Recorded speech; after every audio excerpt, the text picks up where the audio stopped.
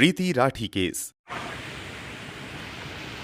प्रीति राठी, एक आम लेकिन होनहार लड़की, महाराष्ट्र की नवी मुंबई की रहने वाली, जिसकी आंखों में देश की सेवा करने का सपना था। वह मेहनती थी, पढ़ाई में अच्छी थी और उसका सपना था कि वह एक दिन भारतीय सेना की नर्सिंग अफसर बने।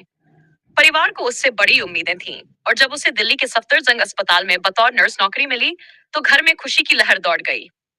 1 मई 2018 की रात थी जब प्रीति अपने पिता और परिवार के साथ गोरखधाम एक्सप्रेस से मुंबई से दिल्ली रवाना हुई। सफर लंबा था लेकिन सपनों से भरा हुआ। किसी को क्या पता था कि अगले दिन सुबह जब वो दिल्ली पहुंचेंगी तो एक ऐसा हादसा होगा जो सब कुछ खत्म कर देगा।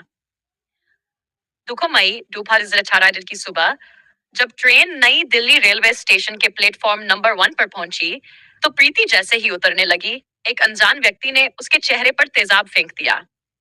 कोई कुछ समझ पाता उससे पहले वह दरिंदा वहां से भाग गया। प्रीति चीखने लगी, दर्द से तरपती हुई जमीन पर गिर गई। उसका चेहरा, गर्दन और शरीर का ऊपरी हिस्सा बुरी तरह जल चुका था। परिवार के लोग हक्के बक्के रह गए। वहां खड़े लोग भी डर गए। कुछ भागे, कुछ तमाशबीन बने रहे।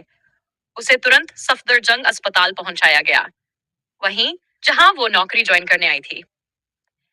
30 दिनों तक वह जिंदगी और मौत के बीच झूलती रही। चेहरे की चमड़ी गल चुकी थी, आंखें सूज चुकी थी, बोलने में तकलीफ थी। फिर भी प्रीति ने हिम्मत नहीं हारी। लेकिन शरीर धीरे धीरे जवाब देने लगा। एंड जून 2018 को प्रीति की मौत हो गई। अस्पताल की चारदीवारी के अंदर एक सपना दम तोड़ चुका था। पुलिस जांच शुरू हुई लेकिन शुरुआत में कोई सुराग नहीं मिला। प्रीति होश में आने के बाद बस इतना ही बता सकी कि वह उस व्यक्ति को नहीं पहचानती थी। लेकिन जब जांच गहराई में गई तो एक नाम सामने आया, अंकुश राठी। अंकुश उसी कॉलोनी में रहता था जहां प्रीति का परिवार रहता था। वह उससे एक तरफा प्यार करता था, लेकिन प्रीति ने कभी कोई जवाब नहीं दिया। जब उसे पता चला कि प्रीति को दिल्ली में सरकारी नौकरी मिल गई है, तो उसमें जलन और गुस्से का जहर भर गया। उसे बर्दाश्त नहीं हुआ कि एक लड़की उससे आगे निकल जाए और उसने बदला लेने की ठान ली। अंकुश ने पहले से प्लानिंग की।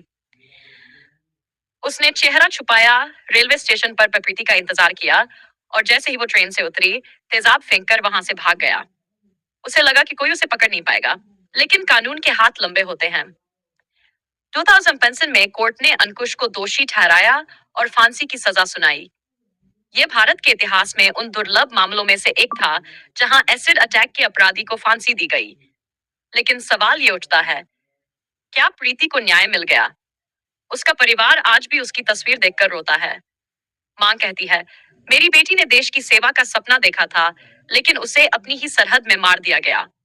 आज भी भारत में हर साल सैकड़ों लड़कियां तेजाब हमले का शिकार होती हैं। कारण वही, एक तरफा प्यार, जलन, इनकार करना या फिर सिर्फ लड़की होना। प्रीति की कहानी सिर्फ एक क्राइम स्टोरी नहीं है, ये एक आईना है उस समाज का जहां एक लड़की की सफलता कुछ लोगों की मर्दानगी को ठेस पहुंचा देती है और तब वे उसे खत्म करने की कोशिश करते हैं।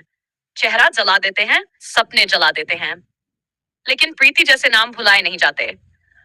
वो आज भी एक प्रेरणा है कि हमें अपने समाज को बदलना होगा, कानूनों को और सख्त बनाना होगा और ऐसी सोच को जड़ से खत्म करना होगा जो किसी को इतनी नफरत से भर दे।